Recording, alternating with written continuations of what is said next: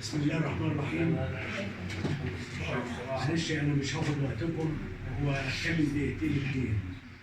اولا بدايه نشكر الدكتوره سوزان الشربيني رئيسة مجلس إدارة جمعية بيت الأمة إنها فتحت مجال للعلم والفكر ومشاركة الناس في أحزانها وفي أفراحها. الحياة ما هي إلا ابتسامة ودمعة، سبحان الله، ابتسامة ودمعة. زي بالظبط لقائنا النهارده. لقائنا النهارده بتأبين إخواتنا المتوفيين، والابتسامة بفرحة العيد السنوي ال 42 لمصر بتحرير سيناء. الحاج عطية الله يرحمه ألف رحمة تنزل عليه، هو كان لقاء واحد اللي التقيت بيه، وكان هنا في الجمعية إنني جاي بشكي وبقول أنا بقالي 3 أيام مش لاقي حقنة أنسولين. فسبحان الله خبط على كتفي قال لي بقول لك إيه، اديني نمرتي. فاديته النمرة، فاتصل بيا بعدها بيوم بالظبط قال لي يا عادل أنا كلمت واحد ولقيت حقنة أنسولين. الله يبارك فيك يا عم عطية، متشكرين قوي. طب أقابلك فين؟ وده وقابلته. ده برضك يعني ينذكر الحسنات بتاع أحبابنا.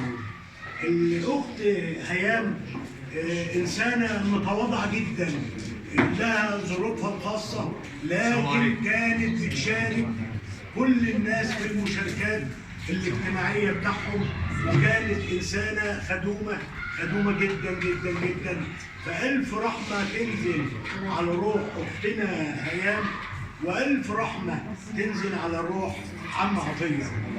أما الجزء الثاني اللي بقول الحياة ما هي إلا دمعة وابتسامة، إن إحنا شاء القدر إن النهاردة الذكرى السنوية ال 42 لتحرير سيناء.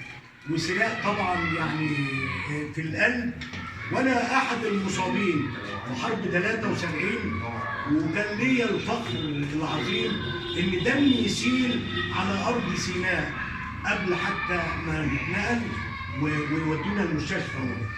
وآخر كلمة هقولها، رحم الله الشهداء الأبطال، وتحية لأبطال القوات المسلحة، وخص بالذكر سيادة اللواء يحيى القاضي، لأن قبل بداية ساعة الصفر شاء القدر إن فوجئنا بزيارة كبيرة وجاية، وفوجئنا بسيادة اللواء يحيى القاضي.